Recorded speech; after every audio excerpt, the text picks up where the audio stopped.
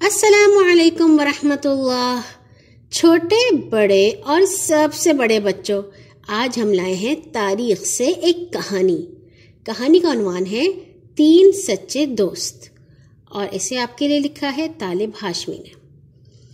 2 صدی ہجری کا ذکر ہے کہ بغداد میں مسعود، ہاشم اور صفوان 3 نیک آدمی رہتے تھے۔ تینوں آپس میں دوست تھے اور ہمیشہ ایک دوسرے کے دکھ سکھ میں شریک رہتے تھے۔ کرنا خدا کا، ایک دفعہ جب عید میں بہت تھوڑے دن باقی رہ گئے، مسعود پر بڑا سخت وقت آ پڑا اور اس کے سارے پیسے ختم ہو گئے، پھوٹی کوڑی بھی نہ رہی۔ ایک دن اس کی بیوی نے اس سے کہا، ہم تو پرانے کپڑوں میں عید گزار لیں گے، مگر بچوں کا کیا بنے گا؟ وہ عید کے دن پھٹے پرانے پہن کر باہر نکلیں گے اور دوسرے بچوں کو نئے کپڑے پہنے دیکھیں گے تو ان کو بہت دکھ ہوگا۔ جیسے بھی ہو سکے کہیں سے کچھ روپوں کا بندوبست کرو تاکہ بچوں کے لیے نئے کپڑے بنوا لیے جائیں۔ مسعود کچھ دیر سوچتا رہا، پھر اسے خیال آیا کہ کیوں نہ اپنے دوست ہاشم سے مدد مانگی جائے۔ یہ سوچ کر اس نے اپنے کسی جاننے والے آدمی کے ہاتھ ہاشم کو پیغام بھیجا کہ مجھے کچھ روپوں کی سخت ضرورت ہے، اگر بھیج سکو تو تمہاری مہربانی ہوگی۔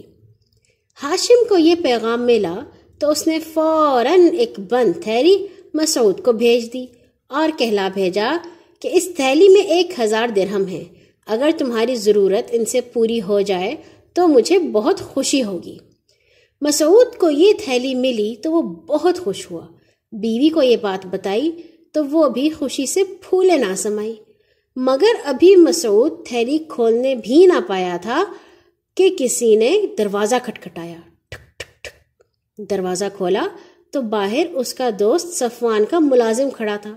مسعود نے اس سے پوچھا، کیوں بھائی، کیسے آنا ہوا؟ ملازم نے کہا، صفوان صاحب کو اس وقت کچھ رقم کی سخت ضرورت ہے، انہوں نے آپ کو پیغام بھیجا ہے کہ اگر کچھ روپے بھیج سکیں تو آپ کا احسان ہوگا۔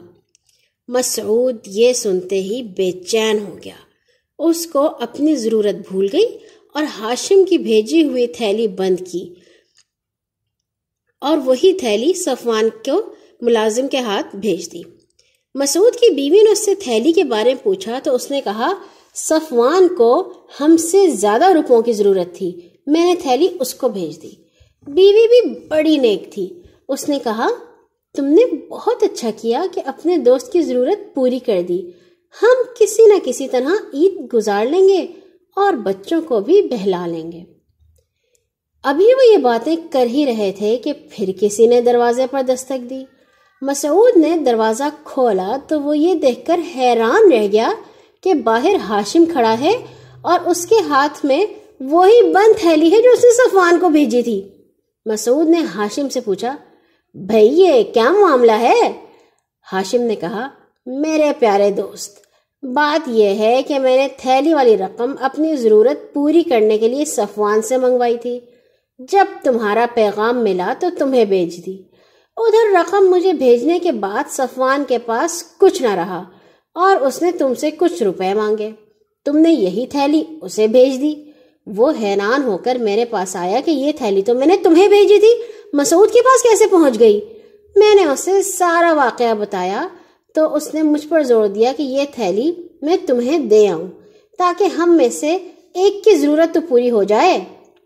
مسعود نے کہا، بھائی ہاشم، سچ تو یہ ہے کہ اس وقت ہم تینوں کو روپوں کی ضرورت ہے، بہتر یہی ہے کہ تھیلی کی رقم ہم آپس میں بانٹ لیں، اس طرح تینوں کی ضرورت پوری ہو جائے گی۔ چنانچہ تینوں دوستوں نے رقم آپس میں برابر تقسیم کر لی۔